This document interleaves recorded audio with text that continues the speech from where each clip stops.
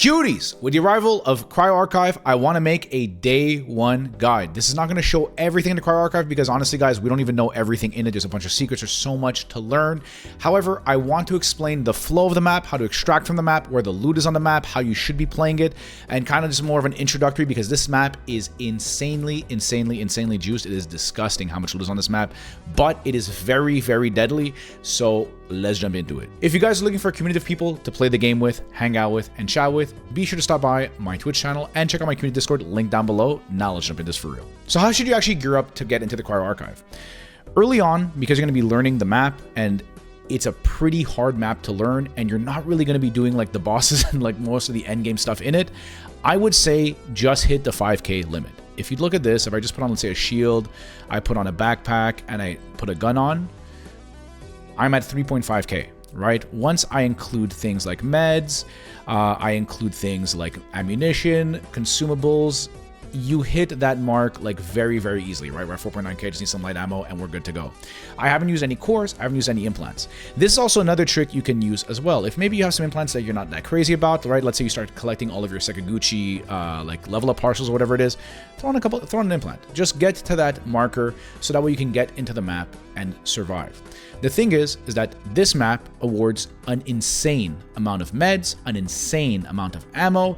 It just has everything you really need. It's going to give you tons of cores, implants, everything. If you go and just literally looking like this, you're going to get everything else you need. The only things I would say that you absolutely make sure you want to have is ammo early on, right? Having like 4 stacks of whatever your primary bot killing ammo is important.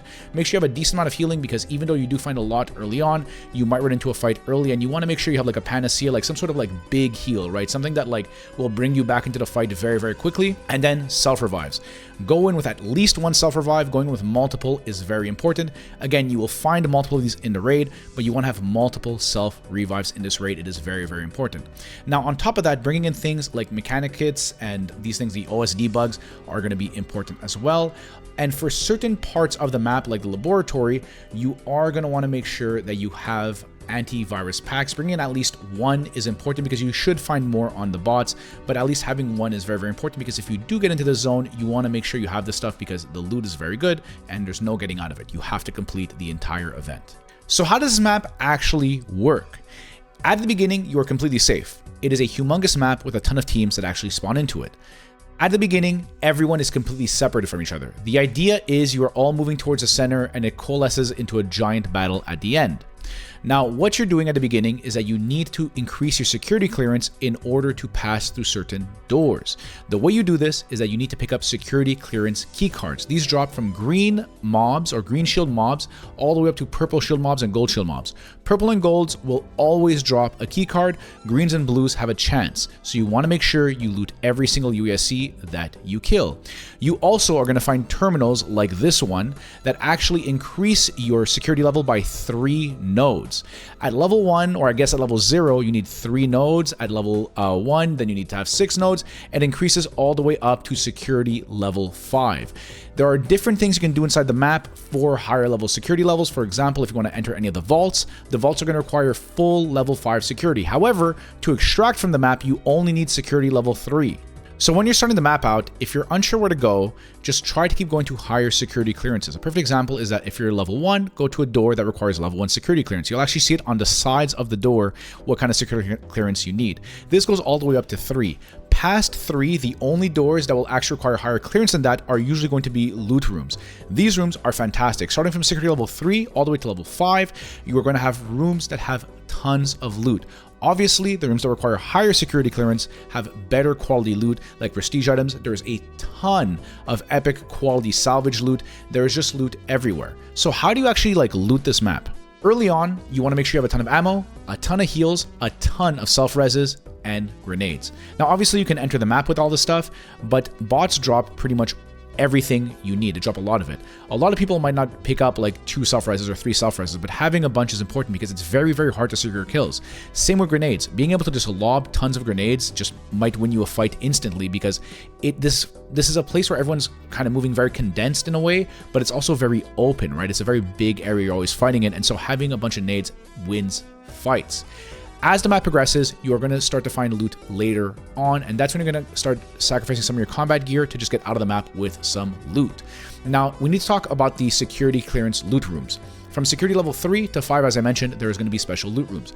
There is also security loot room vents. These are vents that are going to have loot inside of them and also lead to these tight little loot rooms. You'll be able to distinguish them because they have a data pad next to them that requires you to scan to actually open up the ventilator.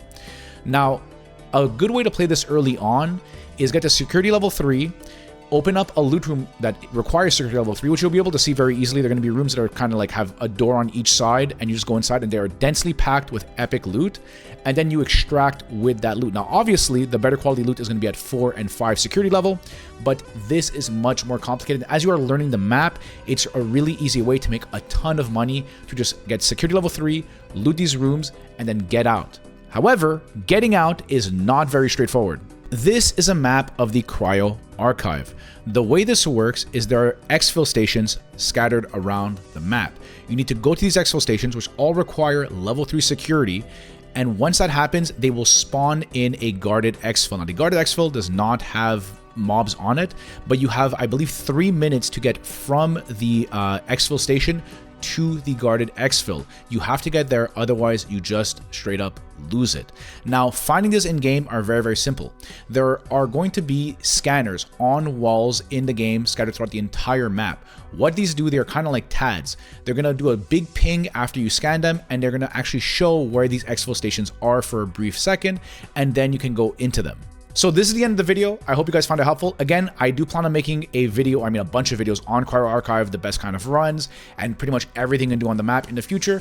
But I just wanted to get out a quick kind of like TLDR, how to run the map early on, what you should be doing, because this map is very, very, very, very lucrative. You make a lot of money playing this map. And so I wanted to get a little bit of a basic thing out there for you guys. I hope you guys have an amazing day. Be sure to stop by my Twitch. Be sure to join the Discord. Be sure to like the video. Blah, blah, blah, blah.